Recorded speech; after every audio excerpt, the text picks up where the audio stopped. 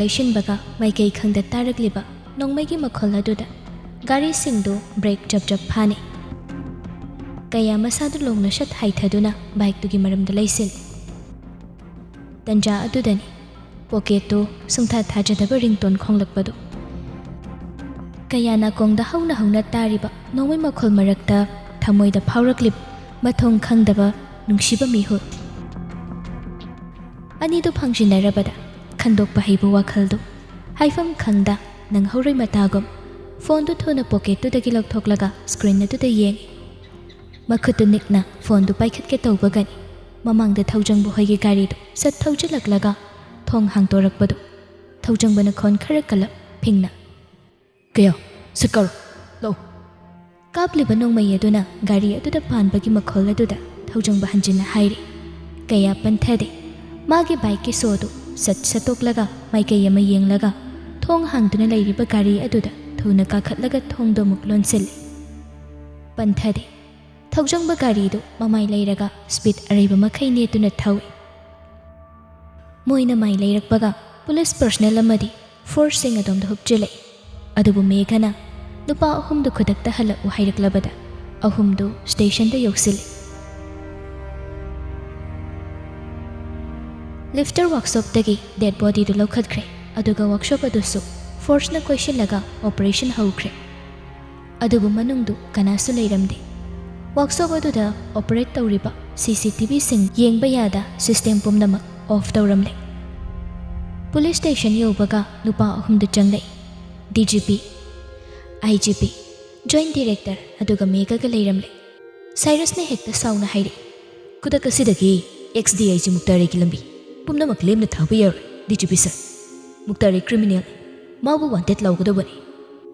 ꯍꯥꯏꯔꯤꯕ ꯋꯥꯗꯨꯗ ꯂꯩꯔꯝꯂꯤꯕ ꯁꯦꯅꯤꯌꯔꯁꯤꯡꯗꯨ ꯉꯛꯅ ꯌꯦꯡꯅꯩ꯫ ꯊꯧꯖꯪꯕꯁꯨ ꯃꯈꯥ ꯇꯥꯏ꯫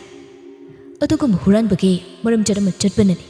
ꯃꯥꯅ ꯃꯤꯌꯥꯝ ꯃꯔꯛꯇ ꯃꯤ ꯍꯥꯠꯂꯨ ꯍꯥꯏꯅ ꯑꯣꯔꯗꯔ ꯍꯦꯛꯇ ꯄꯤꯕ ꯉꯝꯕꯗꯨꯁꯨ꯫ ꯀꯌꯥꯗ ꯎꯁꯤꯠꯇ꯭ꯔꯤꯕ ꯃꯥꯃꯛꯅ ꯑꯁꯤꯒꯨꯝꯕ ꯊꯕꯛ." DGP ꯐꯤꯡꯅ "ꯋꯥꯗꯨ ꯐꯖꯅ ꯃꯌꯦꯛ ꯁꯦꯡ꯫ ꯃꯨꯛꯇꯥꯔꯤꯅ ꯋꯥꯛꯁꯣꯞꯀꯤ ꯅꯨꯄꯥ ꯃꯆꯥꯗꯨ ꯍꯥꯠꯂꯤ ꯍꯥꯏꯕꯒꯤ ꯏꯕꯤꯗꯦꯟꯁ ꯂꯩꯔꯕ꯭ꯔꯥ ꯅꯈꯣꯏꯗ?" ꯀꯌꯥ ꯁꯣꯔ ꯑꯃ ꯍꯣꯟꯗꯣꯛꯂꯒ "ꯑꯩꯅ ꯍꯥꯟꯅ ꯍꯥꯏꯕꯗꯨꯅꯤ ꯇꯣꯝꯕ ꯍꯣꯁꯄꯤꯇꯥꯜꯗ ꯀꯥꯟꯇꯒꯤ ꯃꯅꯥꯛꯇ ꯁꯣꯏꯗꯅ ꯂꯣꯠꯂꯝꯒꯅꯤ ꯍꯥꯏꯕꯗꯨꯅꯤ꯫ ꯍꯣꯁꯄꯤꯇꯥꯜꯗꯒꯤ ꯕꯦꯒ ꯑꯃ ꯌꯥꯜꯂꯒ ꯊꯣꯛꯂꯛꯂꯒ ꯐꯣꯔꯆꯨꯅꯔ ꯑꯗꯨꯗ ꯀꯥꯔꯒ ꯆꯠꯈꯤ꯫ ꯑꯗꯨꯒ ꯃꯈꯣꯏ ꯄꯨꯟꯅ ꯒꯥꯔꯤꯗꯨ ꯋꯥꯛꯁꯣꯞꯇꯨꯗ ꯊꯧꯖꯤꯟꯈ꯭ꯔꯒ ꯃꯨꯛꯇꯥꯔꯤ ꯀꯨꯝꯊꯔꯒ ꯑꯇꯣꯟ ꯍꯥꯏꯔꯤꯕ ꯅꯨꯄꯥ ꯃꯆꯥꯗꯨ ꯀꯥꯞꯄꯒ ꯍꯥꯠꯄ ꯁꯣꯏꯗꯅ ꯑꯣꯏꯔꯝꯒꯅꯤ." ꯃꯦꯘꯅ ꯁꯠ ꯍꯥꯏꯔꯦ꯫ "ꯅꯈꯣꯏꯗ ꯑꯦꯇꯦꯛ ꯇꯧꯔꯛꯂꯤꯕꯁꯤꯅ ꯀꯗꯥꯏꯋꯥꯏꯗꯒꯤꯅꯣ?" ꯊꯧꯖꯪꯕꯅ ꯈꯨꯝꯃꯤ꯫ "ꯄꯣꯔꯣꯔꯣ ꯁꯤꯇꯤ ꯍꯩꯖꯤꯟꯕꯒꯤ ꯀꯣꯅꯔꯗꯨꯗꯒꯤꯅꯤ꯫ ꯂꯩꯔꯤꯕ ꯕꯤꯜꯗꯤꯡꯁꯤꯡꯗꯨꯗꯒꯤ ꯀꯥꯞꯊꯣꯔꯛꯄ ꯑꯣꯏꯒꯗꯧꯔꯤꯅꯤ." ꯀꯌꯥꯅ ꯃꯈꯥ ꯁꯝꯊꯩ꯫ "ꯐꯣꯔꯁ ꯀꯥ ꯍꯦꯟꯅ ꯊꯥꯖꯤꯜꯂꯒ ꯅꯩꯍꯜꯂꯨ꯫ ꯕꯣꯝꯕꯤꯡ ꯗꯥꯏꯔꯦꯛ ꯇꯧꯍꯜꯂꯒꯁꯨ ꯀꯥꯟꯅꯒꯅꯤ꯫ ꯅꯣꯡꯃꯩ ꯀꯥꯞꯅꯕꯅꯗꯤ ꯑꯩꯈꯣꯏꯒꯤ ꯃꯤꯁꯨ ꯁꯣꯛꯀꯅꯤ꯫ ꯃꯈꯣꯏꯒꯤꯗꯤ ꯃꯊꯛꯇꯒꯤ ꯀꯥꯞꯊꯔꯛꯄꯅꯤꯅ ꯀꯩꯁꯨ ꯁꯣꯛꯏ꯫ ꯄ꯭ꯔꯁꯤꯗꯦꯟꯠꯗ ꯄꯥꯎ ꯄꯤꯕꯤꯌꯨ꯫ ꯑꯦꯌꯔꯐꯣꯔꯁꯁꯤꯡꯗꯨ ꯍꯦꯂꯤꯀꯣꯞꯇꯔ ꯁꯤꯖꯤꯟꯅꯔꯒ ꯗꯥꯏꯔꯦꯛ ꯕꯣꯝꯕꯤꯡ ꯇꯧꯍꯟꯁꯤ꯫ ꯍꯧꯖꯤꯛ ꯑꯇꯣꯞꯄ ꯑꯦꯛꯁꯀ꯭ꯌꯨꯁ ꯑꯗꯨꯗ ꯈꯟꯕꯒꯤ ꯃꯇꯝ ꯅꯠꯇꯦ꯫ ꯃꯈꯣꯏ ꯌꯥꯝ ꯂꯩꯔꯦ ꯈꯪꯂꯕ ꯃꯐꯝ ꯑꯗꯨꯗꯗꯤ ꯂꯦꯝꯅ ꯊꯥꯔꯒꯨꯝꯁꯤ꯫ ꯑꯩꯈꯣꯏꯒꯤ ꯁꯛꯁꯨ ꯃꯨꯛꯇꯥꯔꯤ ꯂꯣꯏꯅ ꯇꯥꯛꯂꯝꯒꯅꯤ꯫ ꯑꯗꯨꯅ ꯑꯩꯈꯣꯏꯁꯨ ꯉꯁꯤꯗꯒꯤ ꯂꯥꯏꯊꯣꯛꯅ ꯆꯠꯄ ꯌꯥꯔꯣꯏꯗꯧꯔꯤ." ꯀꯌꯥ DGPꯗ ꯑꯣꯟꯁꯤꯟꯗꯨꯅ ꯍꯥꯏ꯫ "ꯀꯥꯟꯇꯕꯨꯁꯨ ꯑꯩꯈꯣꯏꯅ ꯂꯦꯝꯅ ꯊꯥꯕ ꯌꯥꯔꯔꯣꯏ꯫ ꯑꯩꯈꯣꯏꯒꯤ ꯄ꯭ꯂꯥꯟ ꯄꯨꯝꯅꯃꯛ ꯈꯪꯈ꯭ꯔꯕ ꯃꯨꯛꯇꯥꯔꯤꯅꯤ꯫ ꯑꯗꯨꯅ ꯑꯩꯈꯣꯏ ꯍꯧꯖꯤꯛ ꯀꯥꯟꯇꯕꯨ ꯐꯥꯁꯤ." ꯃꯦꯘ ꯇꯍꯥꯅ ꯍꯪꯂꯛꯏ꯫ "ꯑꯗꯨꯕꯨ ꯍꯦꯛꯇ ꯐꯥꯔꯗ꯭ꯔꯥ? ꯀꯝꯗꯧꯅ ꯐꯥꯒꯅꯤ? ꯍꯤꯔꯝꯁꯤꯒ ꯃꯔꯤ ꯂꯩꯅꯍꯟꯗ ꯐꯥꯁꯤ ꯍꯥꯏꯕꯗꯥꯏꯅꯤ." DGPꯁꯨ ꯍꯥꯏꯔꯦ꯫ "ꯀꯝꯗꯧꯅ ꯃꯥꯕꯨ ꯃꯔꯤ ꯂꯩꯅꯍꯟꯗꯅ ꯐꯥꯒꯅꯤ? ꯑꯩꯈꯣꯏꯒꯤ ꯑꯥꯏꯗꯤꯌꯥ ꯄ꯭ꯂꯥꯟ ꯐꯖꯕ ꯂꯩꯔꯒꯗꯤ ꯍꯥꯏꯌꯨ." ꯊꯧꯖꯪꯕꯗꯤ ꯄꯦꯟꯗꯅ ꯍꯥꯏꯔꯦ꯫ "ꯑꯩꯗꯤ ꯃꯇꯝ ꯃꯥꯡꯍꯟꯕ ꯄꯥꯝꯃꯛꯇ꯭ꯔꯦ꯫ ꯍꯦꯛꯇ ꯅꯝꯃꯒ ꯐꯥꯔꯁꯤꯅ ꯈꯜꯂꯕꯅꯤ꯫ ꯃꯈꯣꯏꯒꯤ ꯄ꯭ꯂꯥꯟꯁꯨ ꯀꯩꯅꯣꯝꯗꯅꯤ ꯍꯣꯠꯂꯝꯗꯣꯏꯁꯦ꯫ ꯃꯨꯛꯇꯥꯔꯤ ꯃꯥꯗꯤ ꯑꯩꯈꯣꯏꯒꯤ ꯄ꯭ꯂꯥꯟ ꯐꯖꯅ ꯈꯪꯈ꯭ꯔꯕꯅꯤ꯫ ꯃꯣꯏꯗ ꯂꯣꯏꯅ ꯍꯥꯏꯔꯝꯒꯗꯧꯔꯤꯕꯅꯤ." ꯀꯌꯥ ꯁꯥꯏꯔꯁꯇ ꯑꯣꯟꯁꯤꯟ꯫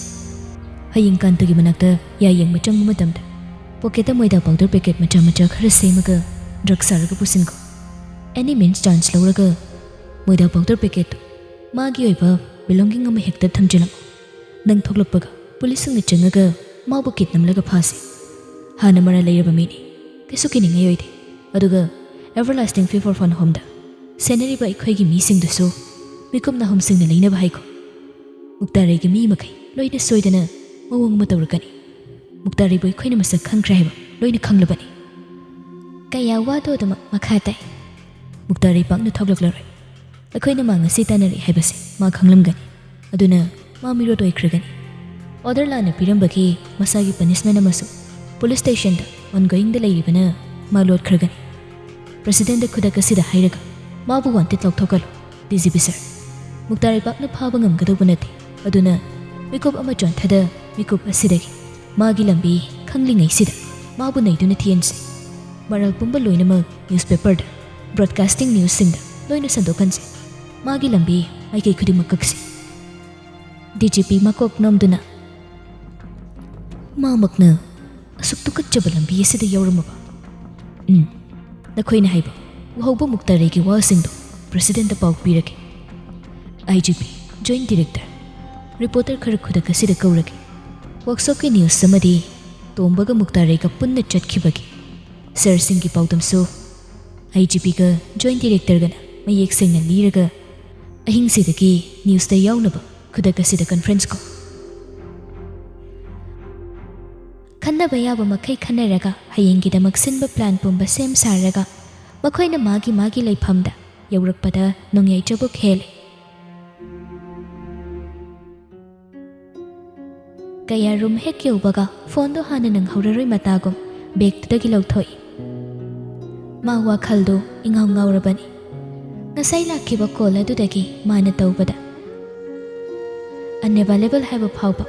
ꯍꯥꯏꯈꯤꯗ꯭ꯔꯕ ꯇꯥꯡꯁꯤꯒꯤ ꯅꯝꯕꯔ ꯑꯗꯨꯗ ꯉꯁꯥꯏ ꯀꯣꯜ ꯂꯥꯛꯄꯗꯨ ꯀꯣꯜ ꯂꯤꯁ ꯑꯗꯨꯗ ꯆꯪꯂꯒ ꯄꯟꯊꯗ ꯀꯣꯜ ꯕꯦꯛ ꯇꯧꯏ ꯑꯗꯨꯕꯨ ꯅꯝꯕꯔꯗꯨ ꯅꯍꯥꯟ ꯃꯈꯩꯒꯨꯝ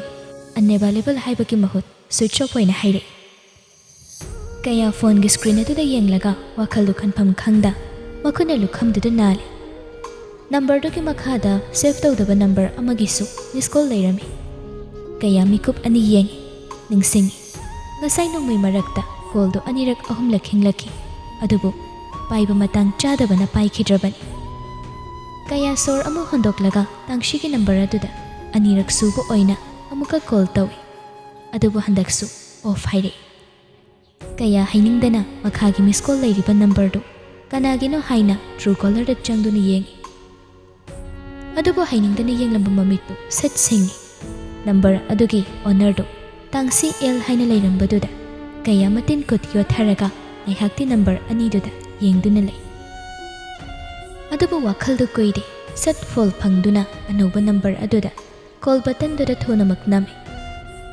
ꯔꯤꯡꯗꯨ ꯀꯨꯏꯅ ꯆꯠꯂꯒ ꯇꯠꯂꯝꯗꯥꯏꯗ ꯔꯤꯁꯤꯞ ꯇꯧꯔꯛꯏ ꯀꯌꯥ ꯃꯤꯀꯨꯞ ꯑꯅꯤꯗꯤ ꯇꯨꯃꯤꯟ ꯂꯩ ꯑꯁꯣꯝꯗꯒꯤ ꯋꯥꯁꯨ ꯉꯥꯡꯂꯛꯇꯦ ꯀꯌꯥ ꯈꯜꯂꯤꯕ ꯋꯥꯈꯜꯗꯨꯅ ꯊꯩꯔꯝ ꯇꯞꯂꯞ ꯀꯧꯔꯛꯏ ꯇꯥꯡꯁꯤ ꯅꯨꯄꯤꯗꯨꯁꯨ ꯈꯣꯟꯖꯦꯜꯗꯨ ꯄꯤꯛꯇ꯭ꯔꯨ ꯄꯤꯛꯁꯤꯟꯗꯨꯅ ꯈꯨꯝꯂꯛꯏ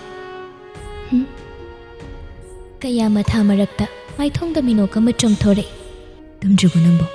ꯄꯨꯡꯁꯦ ꯊꯦꯡꯉꯤ ꯇꯨꯝꯊꯣꯛꯄ ꯌꯥꯗ꯭ꯔꯣ ꯑꯩꯅ ꯅꯪꯉꯣꯟꯗ ꯌꯦꯠꯂꯕꯣ ꯀꯅꯥꯅ ꯀꯅꯥꯗ ꯌꯦꯠꯇꯣꯏꯕ ꯑꯩꯅ ꯅꯪꯒꯤ ꯇꯨꯝꯕ ꯀꯥꯏꯍꯜꯂꯕ꯭ꯔꯣ ꯅꯨꯄꯤꯗꯨ ꯈꯣꯟꯖꯦꯜꯗꯨ ꯑꯗꯨꯃꯛ ꯄꯤꯛꯁꯤꯜꯂꯒ ꯈꯨꯝꯂꯛꯏ ꯏꯅꯥꯛꯇꯒꯤ ꯂꯥꯞꯈꯤꯕꯒ ꯑꯩꯅ ꯇꯧꯕ ꯐꯣꯟ ꯄꯥꯏꯗ꯭ꯔꯒ ꯍꯧꯖꯤꯛꯇ ꯑꯍꯤꯡ ꯅꯣꯡꯌꯥꯏꯗ ꯇꯧꯔꯛꯏꯁꯤ ꯀꯩ ꯍꯥꯏꯅꯣ ꯅꯨꯄꯤ ꯃꯥꯒꯤ ꯈꯣꯟꯖꯦꯜ ꯇꯥꯕꯁꯤ ꯀꯌꯥ ꯆꯣꯛꯊꯔꯝꯕ ꯃꯁꯥꯗꯨ ꯏꯇꯦꯛ ꯇꯦꯛꯈꯠꯄꯒꯨꯝ ꯅꯤꯡꯉꯤ ꯂꯩꯔꯤꯕ ꯀꯣꯆ ꯑꯗꯨꯗ ꯐꯝꯊꯔꯒ ꯃꯀꯣꯛꯇꯨ ꯉꯥꯊꯩ ꯃꯇꯥꯡ ꯆꯥꯈꯤꯗ꯭ꯔꯕ ꯑꯗꯨꯗ ꯄꯥꯏꯕꯗꯨ ꯐꯔꯛ ꯇꯥꯈ꯭ꯔꯦ ꯅꯨꯄꯤꯗꯨ ꯇꯨꯃꯤꯟ ꯂꯩ ꯃꯥꯒꯤ ꯋꯥꯗꯨꯗ ꯁꯣꯏꯗꯅ ꯋꯥꯔꯧꯔꯝꯂꯅꯤ ꯈꯪꯉꯤ ꯀꯌꯥ ꯇꯞꯂꯞ ꯍꯥꯏꯔꯛꯏ ꯍꯣꯁꯄꯤꯇꯥꯜꯗꯒꯤ ꯍꯦꯛ ꯊꯣꯛꯂꯛꯄꯗ ꯂꯝꯕꯤꯗ ꯆꯨꯔꯥꯟꯊꯥꯕ ꯊꯦꯡꯅꯗꯅ ꯑꯃꯨꯛ ꯃꯇꯨꯡꯏꯜꯂꯨꯔꯕ ꯄꯨꯡ 11ꯒꯤ ꯄꯥꯎ ꯇꯥꯗ꯭ꯔꯣ ꯉꯁꯥꯏ ꯄꯨꯡ 10:30 ꯑꯗꯨꯋꯥꯏꯗ ꯄꯣꯔꯣꯔꯣꯗ ꯐꯣꯔꯁꯁꯤꯡꯒ ꯆꯨꯔꯥꯟꯊꯥꯕꯒ ꯀꯞꯅꯕꯒꯤ ꯄꯥꯎꯗꯣ ꯑꯩꯁꯨ ꯅꯣꯡꯃꯩ ꯃꯔꯨ ꯆꯥꯔꯝꯗꯣ ꯈꯤꯇꯪ ꯉꯥꯏ ꯋꯥꯗꯨꯗ ꯄꯥꯈꯠꯂ ꯃꯥꯜꯂꯤ ꯉꯁꯥꯏ ꯃꯈꯩ ꯈꯣꯟ ꯄꯤꯛꯇ꯭ꯔꯨ ꯄꯤꯛꯁꯤꯟ ꯉꯥꯡꯂꯝꯕ ꯅꯨꯄꯤꯗꯨ ꯈꯣꯟꯖꯦꯜ ꯀꯟꯇꯛꯅ ꯍꯪꯂꯛꯏ ꯀꯩꯅꯣ ꯅꯪ ꯍꯥꯏꯗꯨꯕꯣ ꯀꯅꯥ ꯆꯨꯔꯥꯟꯊꯥꯕꯅꯣ ꯀꯩꯗꯧꯕꯩ ꯃꯇꯨꯡ ꯏꯜꯂꯣꯏꯅꯣ ꯀꯅꯥꯅ ꯅꯣꯡꯃꯩ ꯀꯥꯞꯄꯛꯏꯅꯣꯕ ꯅꯪꯉꯣꯟꯗ ꯀꯌꯥ ꯅꯣꯛꯐꯦꯠ ꯇꯧꯖꯩ ꯇꯥꯡꯁꯤꯁꯨ ꯋꯥꯈꯜ ꯂꯥꯛꯂꯕ꯭ꯔꯥ ꯁꯠ ꯍꯪꯂꯛꯏ ꯅꯪ ꯑꯩꯈꯣꯏ ꯕꯥꯍꯣꯏꯒ ꯊꯕꯛ ꯇꯧꯃꯤꯟꯅꯩ ꯍꯥꯏꯁꯦ ꯆꯨꯝꯕ꯭ꯔꯥ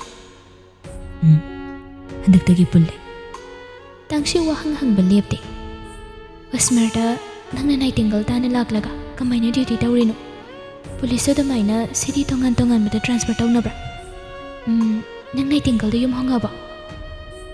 ꯈꯪꯅꯤꯡꯅ ꯍꯪꯂꯤꯕ ꯋꯥꯍꯪ ꯑꯗꯨꯒꯤ ꯄꯥꯎꯈꯨꯝ ꯄꯨꯝꯕ ꯃꯌꯦꯛ ꯁꯦꯡꯅ ꯅꯨꯄꯤ ꯃꯥꯅ ꯀꯣꯛ ꯉꯥꯎꯗꯅꯕ ꯄꯤꯔꯛꯏ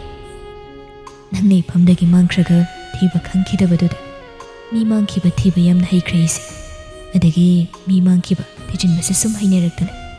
thabaktasu mi thijinba thabak thijinba ina tawrage haidina graduation gi exam result out oibaga UPSC try tawshinge na sum tawsinba daw yarage khanjilak adudagi police service ta join phangi aduga aina chahi ni service ta leirba matam daw yadana CBI da deputy tawi hojikna investigator oina lei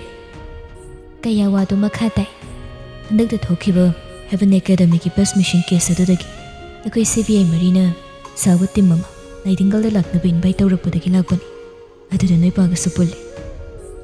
nupi du tumina laikre kaya tangsina khalam gadawadu mane chapchana khangbana nungsina haire wakhal du mema khanjilaga nangai ga changdamna ganu tangsi aina kabu kaira khudingmakta nangna kabu chanaba ai mafam khaki aina phamba mafam khudingda nangi su mafam khanganduna thammi aina adu tawi haina khallaga nangna Sanahal wakhal khangan aigi loinamakti nangi yaurini nangi loinamakta ai yahonbagi right su nongmadi sunirake nangna piningi hairakanda pigadawba natra nangna piningi hairakanda pigadawba natra wadu ngangba yaba nganglamlaga aroibada mangoda laknaduna loishinba matawaduda tangshi haifam khangda isawoina langkhalai nangi thabak tawrabanina yam chele aiga wari sanabasu sangara adu noiramgani aigi number ka hangbiraktabado kaya taplap noglai adubu tangshina number ana hairakpaduda wakhaldo laksilai nangi thainagi number dudi sijinaribro kohireda adugi sim dudi langthokhiba kedobu langthoiba painingdabagi tangsi kaya tangsibu khangkau kawi mikup ahum tumina laikhi nupidu aduga shor amu handoktuna develop hairi kaya ai kainoma haige nangai bu thajagadra coach da nga thaduna phamlamba nupadu masadu sat tingkhatuna phami nahan sananu ki wari du dagi masu tangshida kari gomba thodok amadi thokre khanglabana sat hairi nangonda thajaram dragabu aina ngasi phau nangbu ngai tuna leiram gadra nangbu kawngumda nungsiraga leibase masakolam basi ai nangi hainingbudu kain ai tana bangaire tangsi mi ku khare tamina laiki aduga machindu kangba haure aina nangonda ke lapkhibado adubu matang adudani sananu mamit singduna machabu kaurakpadu phone da sutai tangsi call du tubat kakhi kaya phone ge screen etu thangdoktuna yenglaga wakhalda mawan khali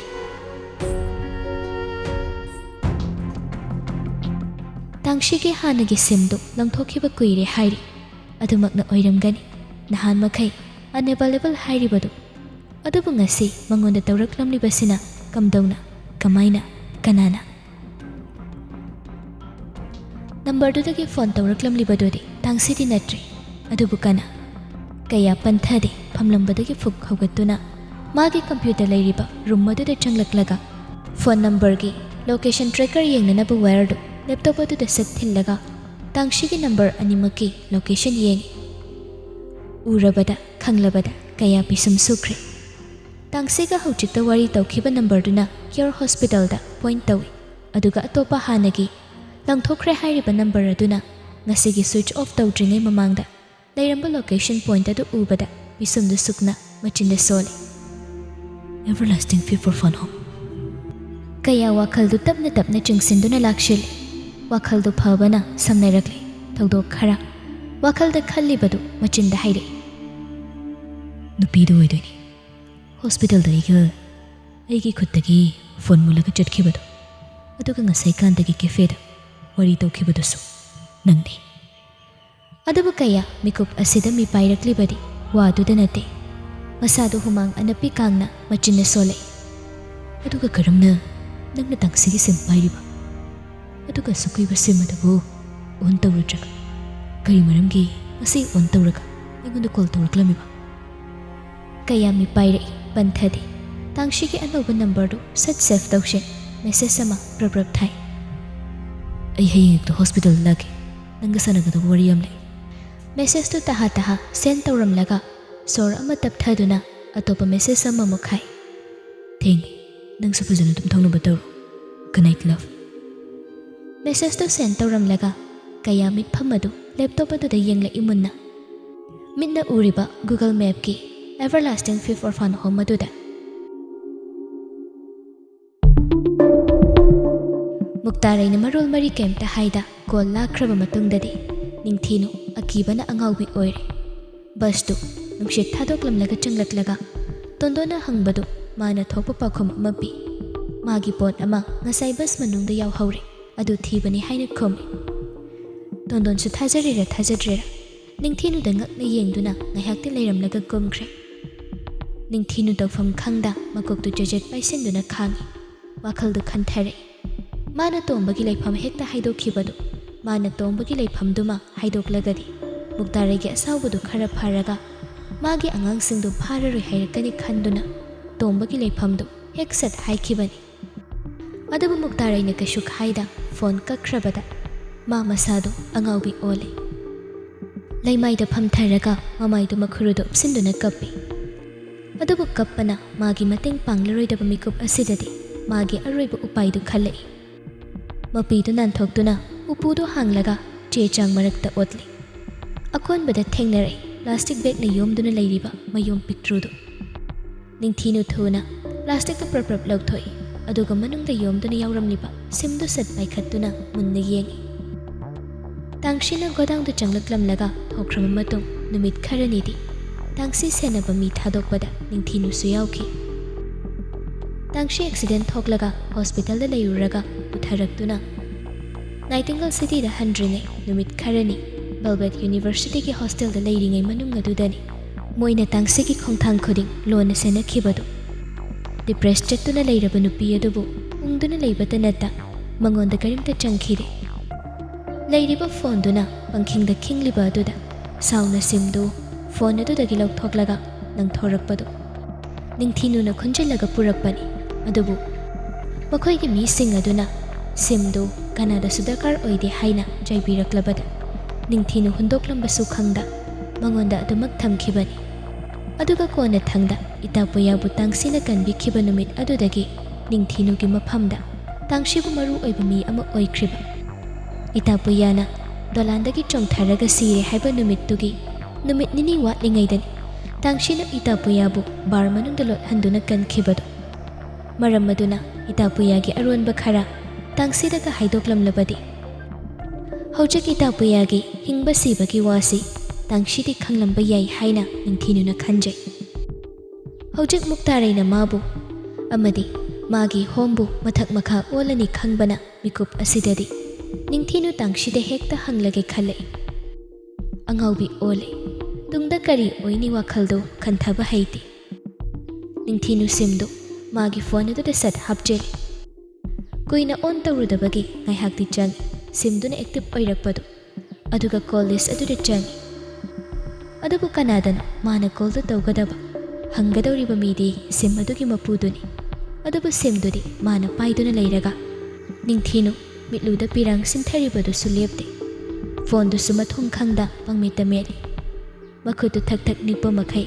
contact to sum chingtharakpada number amada hek call tawshinki number du su chatki adubu ningthinu mana tawribasi karino khangjaraktuna call du fatkai maraldi leiruraba kaubana amuk mi pairaktuna makhut masadu thak thak nikna phone du pulap switch off phat tawshil ningthinu angawbi oire mafam khangda kakngawnarabada makhada ngek phamtha khonjal thokna kappi